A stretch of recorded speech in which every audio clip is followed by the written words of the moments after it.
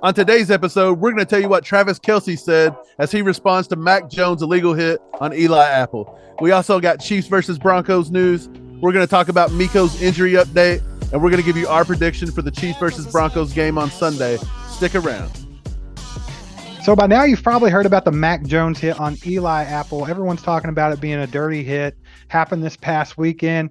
There are a lot of players that get online and say that Mac Jones has a dirty history and he's always making dirty hits. So that's been a topic of discussion. And Travis Kelce kind of weighed in on it on his podcast, New Heights. And let's take a listen to what he had to say about it. The internet is up in arms over Mac Jones's hit on Eli Apple, a guy who talks a lot of shit, and Mac Jones probably got fed up with it. I think that might have played into it a little bit. But Jones threw his body at Apple's legs while Apple was chasing after Patriots wide receiver Tyquan Thornton during a fumble recovery return. Hate to see it, man. Hate to see it. That kind of stuff has no business in the league. I've gotten caught up in fights here and there where it kind of looks like I'm a dirty player and I just got frustrated. And you try and keep your composure in moments like that, especially when things aren't going great. That's when it typically happens, when frustration adds to, not having success onto the field, and now it's just a big ball of this, and you just do something stupid. Yeah, so it sounds like Kelce's not a big fan of the hit, but he sees where Mac Jones was coming from because he made it pretty obvious that no one likes Eli Apple. I think everyone already knows nobody likes Eli Apple. All he does is run his mouth, and he's not very good. So what do you think about the whole thing? What do you think about Kelce's take? Yeah, Eli Apple's a bum. He's not very good. He gets burned over and over. This goes all the way back to the Tyreek Hill days, like last year, they were jawing back and forth to each other. Eli Apple thinks he's God's gift to the cornerback position, but in reality, he's not that good. The dude's like burnt toast out there. He's horrible. So remember the Super Bowl last year? Right. He was burned so many times out there. Like, he maybe single-handedly is the reason Cincinnati couldn't win that game. So I don't know why he talks so much. It seems like the whole Bengals do that, though. It seems like they're just the jawless team. They're trying to get in your head. They're trying to get you some penalties, some cheap shots. That's what they do, man. That's the style they want to play. Yeah, I'm not much for dirty hits in football, but I don't really care that Mac Jones did that to Eli Apple because he's annoying, much like their fan base. Let's go ahead and move on to the struggles of Russell Wilson because the Chiefs are playing the Broncos this weekend. So we're going to get to see that firsthand. And they just fired their head coach this week. So, Mike, what's the deal with Russ? I saw where some of his teammates came out trying to show their support and everything. So we know he's starting. He's not going to get Derek Carr or anything like that. But what do you think is going on over there in Denver? Yeah, man, it's horrible. We've talked about it all week. It's dumpster fire. They don't know what to do. They're in shambles. The fan base is going crazy. But the narrative got out this week that nobody likes Russ. Everybody's turning on Russ. He needs to go. KJ Hamler, wide receiver, and wide receiver Jerry Jeudy come out today in his defense a little bit. They said, hey, we do like him. We do like Russ. We believe in Russ. I don't know how much he paid them to say that. But yeah, they come out and said that today, made some headlines. They're going to go out. They're going to play hard. They still want to beat the Chiefs. Jerry Jeudy and them, they're still prideful. Russ actually didn't look too bad against us the first game. He was looking pretty good till he left with the concussion. He had a couple big rushes. He had a couple nice throws in the end zone. I think he had 2 touchdowns maybe before he went out, possibly 3. I can't really remember. That's what happens when you get old. But other than that, yeah, man, I expect for him to come out and play and put up a resilient effort, to be honest. I don't think they're just going to lay down. No, and Russell Wilson, he's not exactly been the most consistent quarterback over his career. So a lot of ups and downs there. This season, he's only got 12 touchdown passes with 9 interceptions. So that's pretty rough, man. The offense as a whole is ranked 28th in the league by PFF. Kind of the opposite of their defense. Their defense is ranked 6th. So defense, if they can hold it together, it could be another close game with Denver. But last week, it looked like the defense had just had enough, man, and they just kind of laid down and quit. So kind of just depends on where that team is, where that locker room's at, and what's going on with this new interim head coach. A lot of factors weighing on this game coming up, man. Should be a nice, smooth win for the Chiefs, something to build on going into the playoffs. But you never know. Like you said, they could come out and make it a dogfight. It could happen any week. Yeah, I think it all depends on our defense. Again, we put out the stat this week that they are rated number 7 by PFF and all the NFL. Our own fans are arguing with us and saying that's not true. It is true, guys. They were number 8 going into Seattle, and they bumped them to number 7.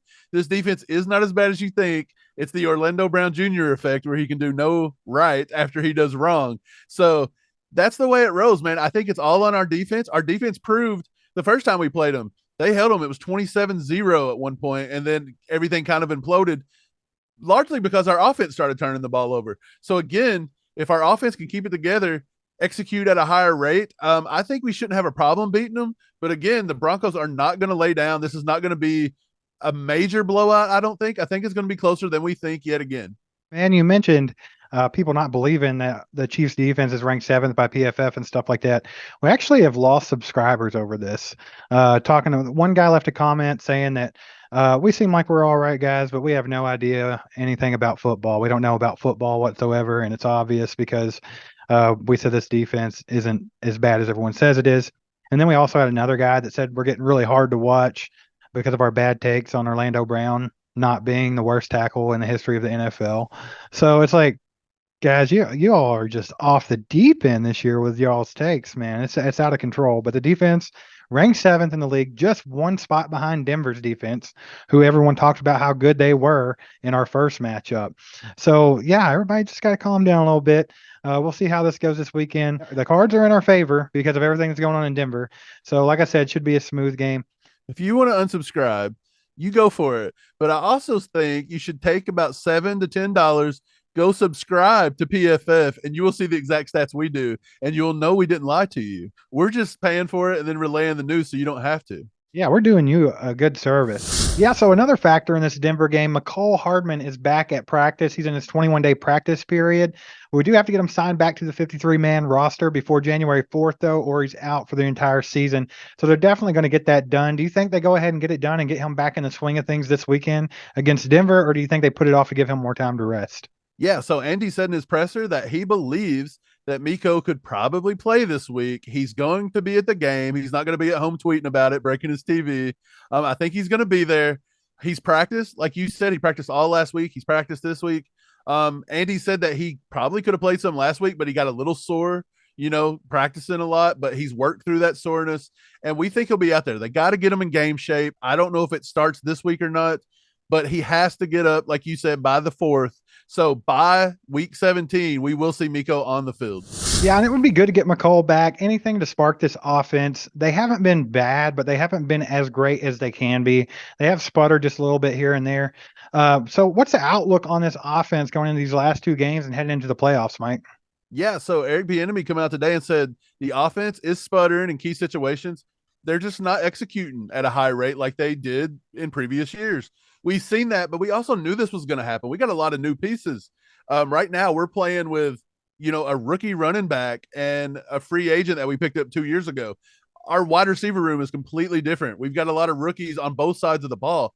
Andy actually said that he thinks Sky Moore's going to get more involved, that he's liked his progress. He called him a son of a gun and said he's got to stick it up in there on those jet sweeps. Stop trying to get to the sidelines. You don't play in Canada.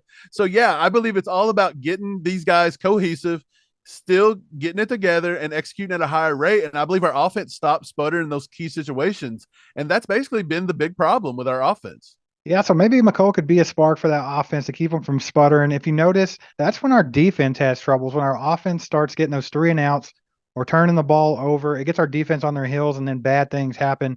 So maybe if they can get this offense lined out and get it firing on all cylinders in these last couple of games going into the playoffs, that could bleed over to the defense having a really good game here and there as well. But going forward into the playoffs, man, this offense, someone pointed out online, Buffalo and Cincinnati have not seen Mecole Hardman and KT on the field at the same time. That's like a different kind of look. A lot of these teams are not going to be seeing the same Chiefs team that they saw earlier in the season for different reasons. Do you think that could be an advantage for the Chiefs going into the playoffs against these teams that they struggled with throughout the season? Yeah, totally. When you got those kinds of playmakers on the field and you got them at the same time on the field, there's going to be a lot of motion, be a lot of misdirection. There's a lot more speed out there during those plays. So I do think that's a big thing. Also, you're just not seeing the same team in general. This defense, they have struggled. I get it. From week to week, you never know what you're going to see. But again, going back to your thing, the last time we played the Broncos, when the offense starts turning the ball over and starts sputtering in key situations, the defense stays on the field longer. And it's the same as when the defense struggles, Mahomes tries to press to make big plays. The defense tries to do the same thing. You'll see Spags start sending more crazy blitzes that maybe get burned or just things like that. And both sides kind of feed off each other. But yeah, they're not seeing the same team. We just seen a stat the other day that if you take Orlando Brown's pressures between week 1 through 8 compared to week 9 through current, he's only allowed 15 pressures compared to 31 in those first 8 games. So he's getting better. Yeah, nobody's giving Wiley any credit, but I pulled up a PFF stat yesterday where Wiley has now had 5 straight games in his last 5 games where those are actually the highest rated games he's played all year, minus week 1 versus the Cardinals. So both of our tackles are getting better. They're getting more in sync with the offense. Our wide receivers are going to get back more healthy, and our defense is starting to gel a little bit. And those rookies aren't rookies on that back end of that secondary anymore. We're going into the playoffs. This is season number 2 for these guys. Yeah, it's time for them to step up quick. And let's go ahead now that we've talked about the offense and our defense. Let's make some predictions for this Denver Broncos game coming up, Mike. I'm going to go ahead and lead it off this time. I know I said I wouldn't give the Chiefs a blowout, and I don't really necessarily consider this a blowout, even though it's a hefty margin. I'm going to go ahead and give it to them 38-17. I don't really want to give them 17 points, but I think, it could happen. It's not out of the realm of possibility. I'm going to give the MVP to Jerick McKinnon with 65 rushing yards, 40 receiving yards, and 2 touchdowns. Okay, I like that. I got the same exact score almost. I got the Chiefs 31, Broncos 17. I also debated on giving them 17, but the last time they played us, Russ and Jerry Jeudy did have pretty good games.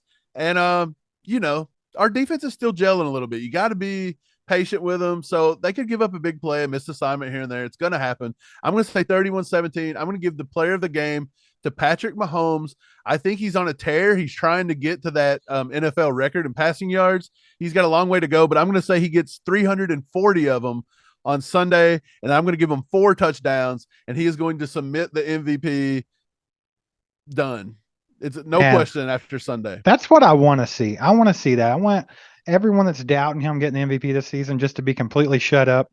And I would love to see him break Peyton Manning's record for single season passing yardage. That would be fantastic. So just a double whammy there. That'd be great. People are saying Patrick Mahomes MVP. I like how you all are saying he earned the MVP after he beats a horrible team on Sunday and the Seahawks, a 7-7 team. And it's like, this is the NFC, guys. You're trying to give it to Jalen Hurts, and he's out here playing the Commanders twice a year. Come on. We were talking about this earlier. The Tampa Bay Buccaneers are number 4 seed in the playoffs right now in the NFC playoff picture, and they don't even have a winning record. That's how bad the NFC is. And the Eagles got to play a lot of NFC teams this season. So, those are padded stats, man. That conference is trash. If you get outside of the Eagles and the 49ers, and you saw what the Chiefs did to the 49ers. Granted, that was before Christian McCaffrey got cemented in there. It was his first week and everything. But I just don't see it being that big of a swing, man. And I feel like the NFC is weak, man. So I'm with you on that one. I don't want to give the Raiders any kind of credit. But all the mess they're going through, Derek Carr leaving the team, just everything going wrong. If they were in the NFC South, they'd be a Super Bowl contender, and Derek Carr would be held as an MVP candidate right now. So, yeah, let's just put that to bed. Patrick Mahomes should have wider margins just because he plays in the AFC.